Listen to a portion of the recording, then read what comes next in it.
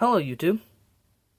I would like to showcase the Anax and Cymede Tiny Leaders deck, which I have constructed in order to play, Tiny Leaders. Our general is Anax and Cymede. It is for a red and a white, you get a 3/2 first strike vigilance legendary creature, human soldier. And its heroic is, we're just focusing on it. Hold up. Come on. Well, you know what? There you go. Whenever you cast a spell that targets it, creatures you control get +1/+1 and gain trample, making it very easy to overrun your opponents. Alright, well, so first off, we're going to go through our removal suite. This isn't too large, but it should fail well. Demystify, just for a single white, destroy target enchantment. Very good against, any pesky enchantments. Searing Blood, instant for red, 2 damage to creature, and when it dies this turn, 3 damage to target creature and controller. So you can do some fun things if they block your creatures or whatever. And since everything is 3 CMC or less, you should be able to get get rid of most creatures with 2 damage. Banishing Light, very good. Just exile target non-land permanent until it leaves the battlefield. Very good removal. Chain to the Rocks is probably the foil, by the way, for value. It's probably the best removal you can get in this. For a single white, you enchant a mountain you control. When it enters the battlefield, you exile target creature until Chain to the Rocks leaves the battlefield, and that's only for 1 white. Ride Down is for a red and a white, and it's an instant. Destroy target blocking creature. Creatures that were blocked by this creature, this combat gain trample until end of turn. So pretty much, if somebody tries to block one of your creatures, you can just destroy it. And usually that would mean that they still do no combat damage to the creature's controller, but they give them trample. So that 0 health they're blocking it with, because it's dead, doesn't matter anymore. So now we're going to check out some artifacts. These are pretty minimal, but they're still good. I have Hero's Blade because I feel that this is a very good card for aggro commander and EDH decks. Sorry, that was pretty redundant. Aggro commander and for Tiny Leaders decks. Because it's a 2-drop artifact for +3/+2, and equip cost is 4, which is pretty pricey. But whenever a legendary creature enters a battlefield, you may attach it to it. So for free, you get Anax and Cymede become 6/4, which is very, very deadly in the 3 CMC game we're playing here. Armory of Iroas for 2 mana is whenever equip creature attacks, put a counter on it and equip for 2. It's just very good to get smaller creatures pumped up, or just because you're going to be trying to attack about every turn with this deck. It's very aggro. And Boros Cluestone for some fixing and some card draw. Alright, now that's all we have for artifacts. And then now we're going to look at our heroic enablers, which we have quite a few. We have Weapon Surge, instant, +1/+0 and first strike until end of turn, or Overload. Now, Overload isn't quite good for heroic because you have to target it with spells, but it's still pretty good if you can push through for the win with this, or whatever. Mortal Obstinacy, +1/+1 and enchant creature. Whenever it deals combat damage to a player, I can sacrifice it and destroy another enchantment. So this is more enchantment removal because we don't have too many enchantment removal spells. Or you can just keep the +1/+1 on it. This is a very fun card for this. Heroic. Hyena Umbra, it gives it +1/+1 and first strike, but it has totem armor, which is very useful. If the enchanted creature would be destroyed, you remove all damage from it and destroy this aura instead. So instead of having your, say, general die, they just lose the +1/+1 and first strike.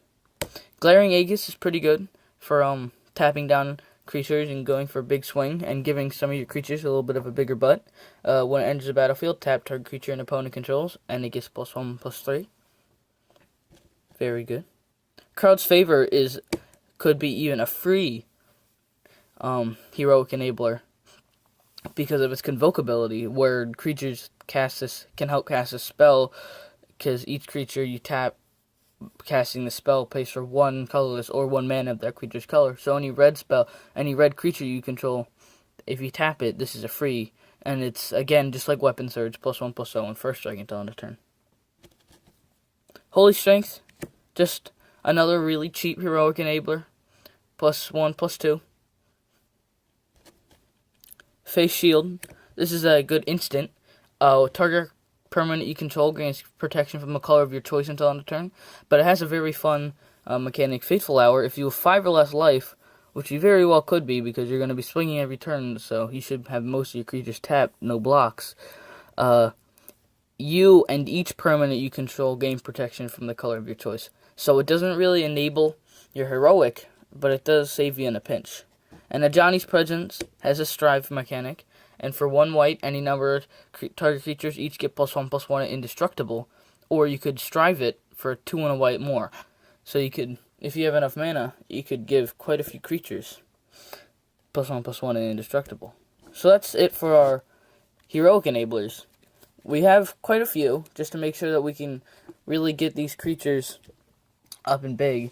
And if you put them on Anax and Cymede, you can keep triggering the heroic, the +1/+1, and trample. So here's Monastery, Swift Spear, just a great 1-drop haste and prowess. So just a very good card for red and aggro. You should definitely run this card. Oromancer is pretty useful for this deck. Whenever it enters the battlefield, return target enchantment card from your graveyard to your hand. So you can receive back your auras, because they are enchantment aura, from your graveyard, so you can re-enable your heroic, which is definitely useful. Phalanx Leader is a very good creature. For a white, you get a 1/1, which isn't very good, but whenever you cast it, whenever its heroic is, you get a counter, a +1/+1 counter on each creature you control. So that makes him a 2/2, and makes everybody else even bigger. So it's a very useful creature. Tethmos High Priest is very good in this format, because everything is CMC 3 or less. It's 2 and a white for 2/3, which is okay spells, it blocks alright. Or okay stats, it blocks alright. Sorry. What's heroic is whenever you cast a spell, it targets it. Return target creature card with CMC 2 or less from the graveyard to the battlefield, which is very useful. And quite a few creatures you'll notice have CMC 2 or less.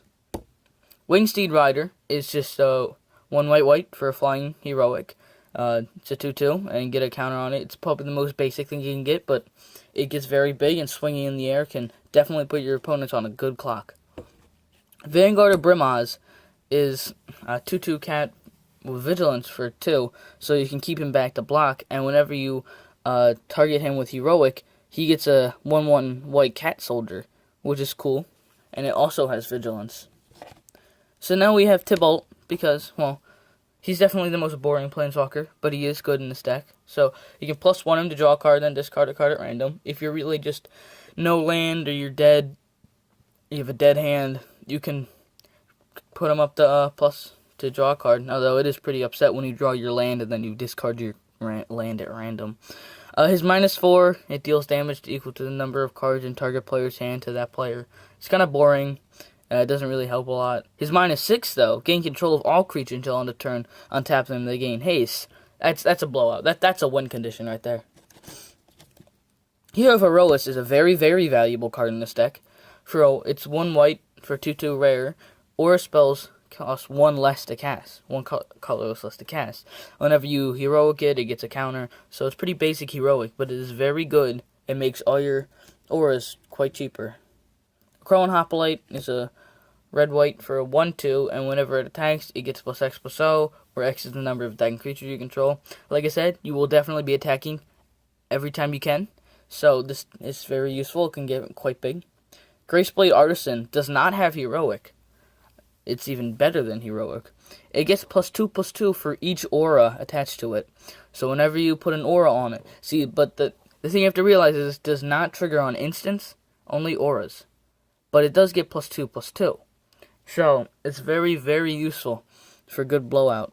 Just to get a very big creature in a format filled with tiny creatures. A Crone Crusader, just a 1/1 for 1. We cast a spell, targets him, get a 1/1 with haste. It's just, just get a little dudes. Pretty cool. Sunhome Guildmage is the Boros Guildmage. And so, there's a 2/2 for red-white. Creature human wizard for a 1 red and a white. Creature you control get +1/+0, which is good because you can use that multiple times, and you can acquire lethal through that if they don't block your creatures. And then for 2 red and a white, you get a 1/1 red and white soldier token with haste. That's just somewhere to throw your mana if you're dead hand or whatever. Nowhere to put it. Archetype of Aggression, very good. It's a 3/2 enchantment creature, human warrior. Creatures you control have trample, and creatures your opponents lose trample and can't have or gain trample. So they cannot make. They're gonna have to put a lot of thinking into making some good blocks. And Heliod's Pilgrim, 1/2 for 3, very poor stats. But when it's a battlefield, sort your library for an aura, reveal it, put it in your hand, and shuffle your library. Just go digging for your auras. Alright, so before we go on to the sideboard, we're just going to have to take a quick look at the land base.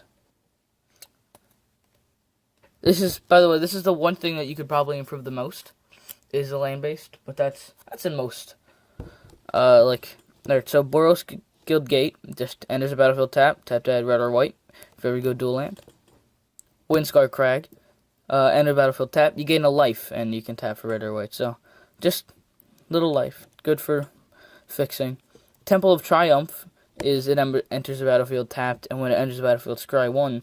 This is a pretty cheap temple. You should be able to pick this up for not too much, and then it's very useful to map out your next draw. And then we're running, should be 5 mountains and 11 plains. Because, most of these cards are white. You don't have a lot of single red cards or double red cards. Most of your cards are red and white or just white. There are quite a few. There's enough red cards.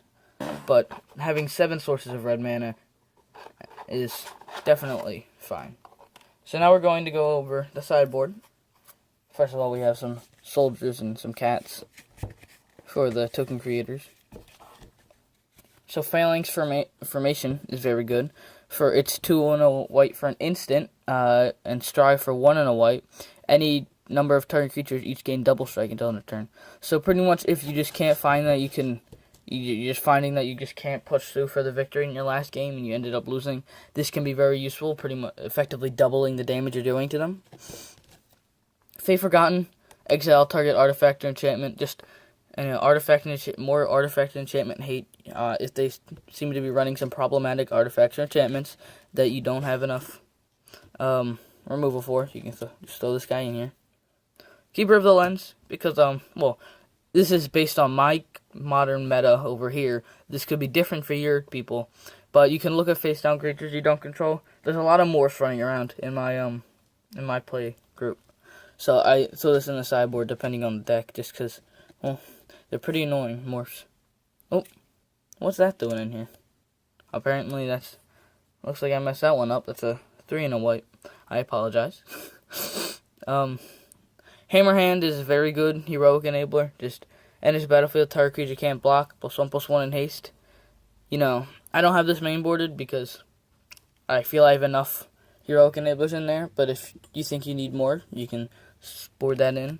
Chosen by Heliod, again, this is for card draw because of course there isn't much, and it gets +0/+2. So bigger butt, but you don't really need too much of a big butt in this because, again, you're swinging every turn. But the card draw is useful if you're going for if you end up going against an opponent with a very grindy deck, which you don't want to be facing, you can draw more gas. Dragon Mantle, again, drawing more gas, and it gives it fire breathing. It's not too good of an effect, but, again, if you're in the grindy game and you need the gas, you can do this. Inferno Fist, this is another heroic enabler. If they are also running a very aggro deck, this is pretty good because you can give it +2/+0 for 1 in a red, but for a red you can sack it and deal 2 damage to target creature or player. So I pretty much board this in against people who have token decks or token strategies, and then you can or something just with a lot of white weenies. You can just play the red, sacrifice this, and kill one of the weenies. Fleet Feather Sandals, Flying in Haste. This is just good because, again, flying is something that's very hard to deal with, and evasion is always good. And Traveler's Amulet, if you find yourself you're not hitting enough land, you can just, for 1, you play it, and for 1, you sack it, search your library for basic land card, and then put it in your hand, shuffle your library. So yeah, there is Anax and Cymede Tiny Leaders deck. This should be a very budget deck for you, and you should be able to have a lot of fun playing this deck. So, I hope you look forward to playing your brand new Anax and Cymede Tiny Leaders deck with your friends, and I hope it wins you many games. Thanks for watching.